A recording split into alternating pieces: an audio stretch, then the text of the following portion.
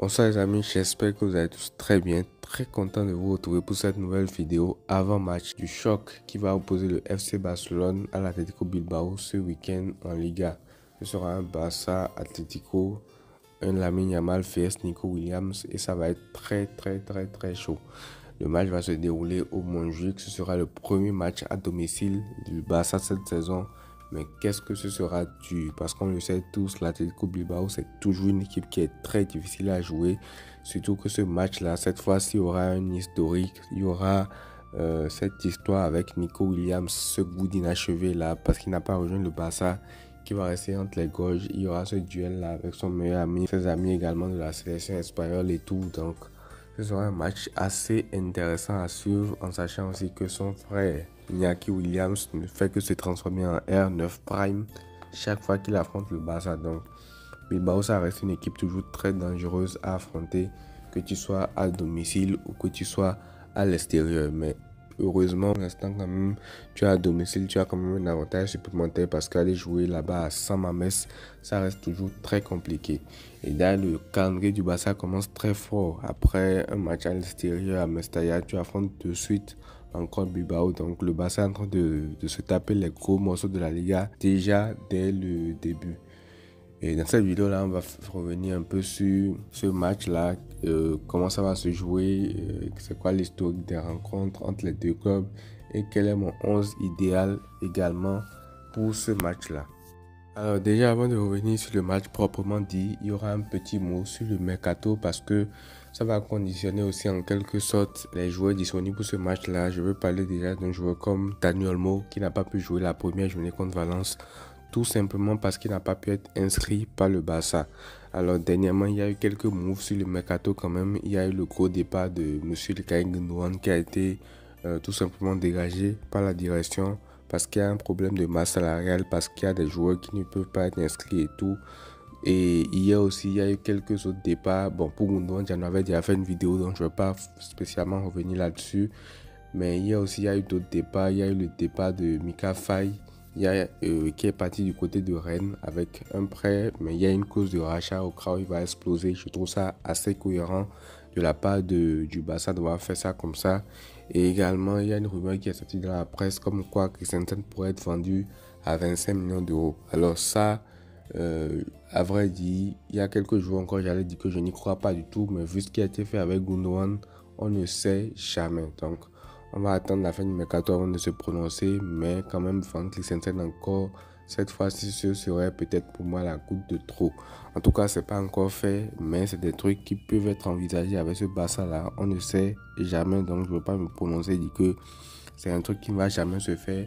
Mais en tout cas, voilà, cette départ-là, quand même, devrait permettre à la direction maintenant d'avoir suffisamment de la matière pour pouvoir inscrire un joueur comme Daniel Mo qui doit pouvoir débuter ce match-là contre Bilbao. Sinon, ce sera un échec parce que tu dégages ton meilleur joueur, tu fais des départs par-ci, par-là et tout. Mais si malgré ça, tu n'arrives pas à inscrire un joueur comme Daniel Mo, là, ce serait très grave. Tu auras pris une recrue qui, pour juste des raisons financières, ne pourra pas jouer, non pas une, mais 2 journées en Liga. Donc c'est quand même grave, mais j'espère quand même que le Barça trouvera une solution pour l'inscrire d'ici le jour du match pour qu'il puisse entrer en cours de jeu, parce que là il n'a pas encore joué un seul match avec le Barça. Le campeur n'a pas joué la première journée de Liga, il n'a pas joué également la deuxième journée. Ce serait bien quand même qu'il ait quelques minutes à se mettre sous la dent pour commencer à se mettre en condition physique. Alors maintenant on va parler du match proprement dit. Déjà, l'historique des 4 dernières confrontations entre les deux équipes tourne un peu à l'avantage du Barça, parce que sur les 4 derniers matchs, il y a eu un nul, 2 victoires pour le Barça et une victoire pour l'Atlético Bilbao. La victoire, on s'en rappelle, c'est le fameux 4-2 à l'extérieur en Coupe du Roi où Baldé s'est blessé, De Jong s'est blessé, Pedri s'est blessé, je crois, l'année passée et tout. Et après, il y a eu les 2 victoires, 1-0 pour le Barça. Et le dernier match en date, la dernière saison, c'était le 0-0 honteux où le Barça n'avait rien proposé à San Mamés. Donc globalement, ça reste quand même un match assez serré pour le Barça, que ce soit à domicile ou à l'extérieur. Ça reste un match aussi assez serré en termes de spectacle, parce que Bilbao, c'est également une équipe qui joue très regroupée, qui ne laisse pas assez d'espace à exploiter pour ses adversaires, qui est très dure à manier. Donc c'est une équipe contre laquelle c'est très difficile de marquer des buts. C'est très difficile d'avoir un match qui part dans tous les sens.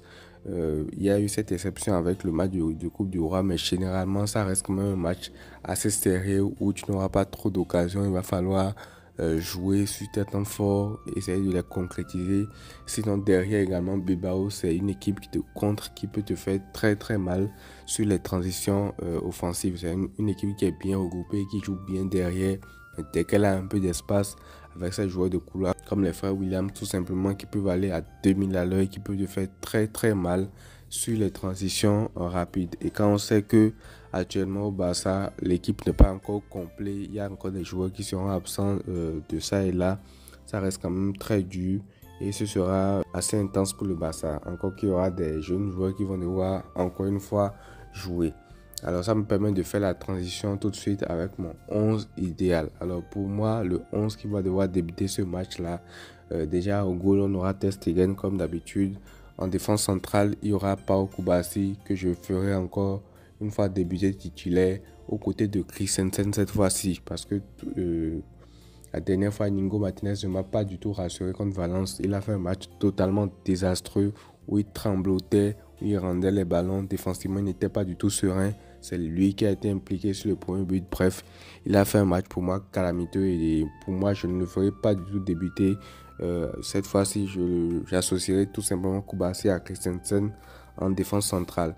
Et du côté des latéraux, je ferai débuter Baldé encore une fois sur le côté gauche et Koundé à droite parce qu'il y aura peut-être un client comme Nico Williams. Et même si Nico Williams ne joue pas sur le côté gauche, il jouera sur le côté droit et il sera confronté à Monsieur Baldé. Et Baldé, avec sa vitesse, il pourra quand même s'occuper de ce genre de latéral là. Mais sinon, même si je suis le côté de Koundé, on a vu à l'Euro déjà ce duel lors du match France-Espagne. Koundé n'a pas énormément souffert non plus contre ce joueur-là, même si Nico Williams, ça reste un joueur très dur à défendre. Il y aura quelques moments où il pourra passer, mais sans plus quoi. Au milieu de terrain, je repars avec, bon, je ne veux pas dire un double pivot parce que la dernière fois, on a vu qu'il n'était pas trop sur le même espace de jeu. Il y a Casado qui se projetait un peu plus, mais au milieu de terrain, je repars avec quand même la doublette. Bernal, Casado, tout simplement parce que tu n'as pas encore récupéré tes meilleurs joueurs. Pour l'instant, Pedri a fait une entrée contre Valence, mais il ne faut pas le précipiter non plus. Il va pas débuter pour moi dans ce 11-là. Il va sûrement rentrer en cours de jeu en deuxième mi-temps comme il a fait lors du dernier match. Rappelons quand même qu'il revient juste de blessure, donc ce serait bien de le faire rentrer en deuxième mi-temps tout simplement. Donc je fais débuter Bernal Casado accompagné de Rafinha à ce poste numéro 10 là, intérieur devant eux, derrière l'attaquant, derrière Lewandowski. Et en attaque, c'est simple. Ferran Torres, je le sors du 11. Je mets Pau Vitor qui a largement mérité sa place d'après ce qu'il a montré à la pré-saison. Lewandowski en numéro 9 et Lamine Yamal sur le côté 3. Donc voilà le 11 que moi je ferai débuter ce match-là. J'ai hâte d'y être, j'ai hâte de voir ce que ça va donner. On se retrouve les amis pour le début de ce match là juste après. Prenez tout soin de vous et à très vite.